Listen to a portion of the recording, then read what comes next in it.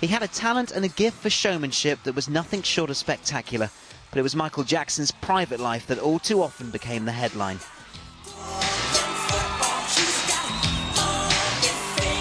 Jackson dominated the music industry for more than 3 decades.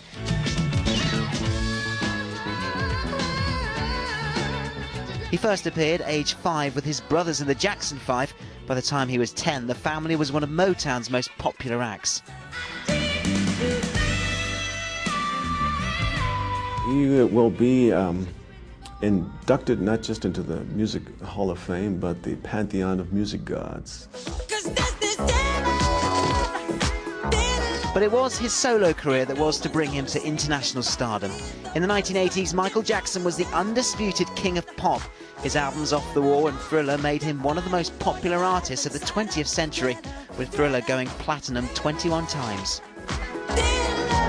Kind of created the pop music, thing that he created with Thriller, in a sense, and all the music videos that he made.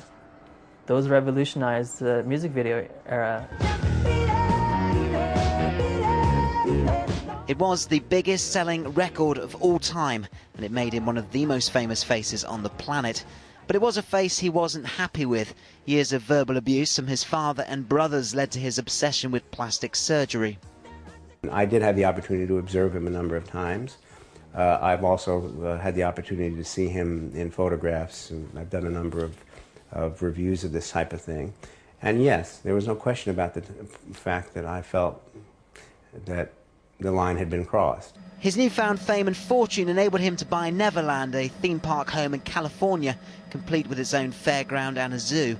Jackson claimed that he had never had a proper childhood and had been abused by his father. He seemed determined to make up for lost time, entertaining thousands of children, usually without their parents being present.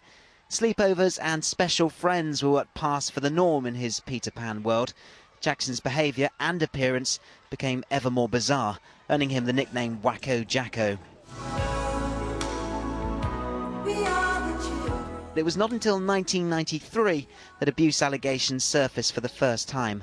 The star vehemently denied abusing teenager Geordie Chandler, and the case was settled out of court when the family accepted an £18 million settlement, but it signalled the beginning of the end of Jacko's grim fairy tale.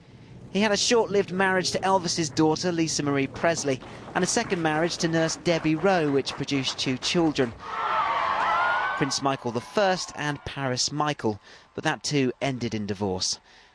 Jackson acquired a 3rd child, the mother was unknown, whom he named Prince Michael II, also known as Blanket. It was a far from conventional family life.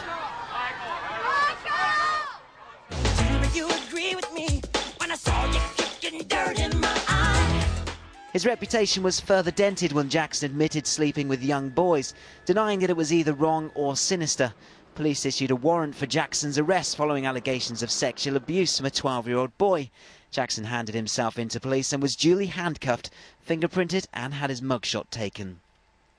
A vicious media war broke out between the Jackson camp and the state prosecutors, culminating in Jackson being charged on 7 counts of child molestation and 2 of administering an intoxicating agent to a child.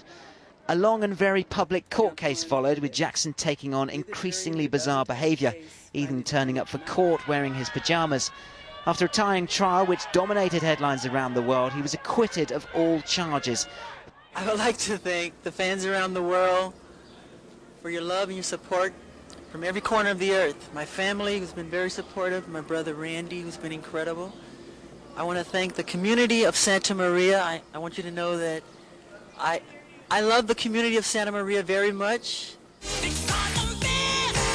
The devastation of the event took its toll. He retreated from public life, and despite some rare and often bizarre public appearances, it looked like he would never again return to the star he once was. Even the rags to riches story that Jackson seems to personify was flawed.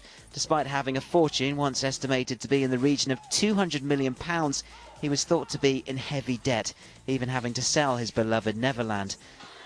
This is it. This is it. But this year it appeared that the magic may return. He shocked the world by appearing at London's O2 Arena to announce a series of 50 shows, which were due to begin in a matter of weeks. But rumours of ill health dogged him. Stories that he was suffering from skin cancer were never confirmed, but Jackson himself cancelled shows and threw doubt on the others. He insisted, though, he would go on. But for the king of pop, arguably the most famous man in the world, it was never to be. Steve Hargrave, Sky News.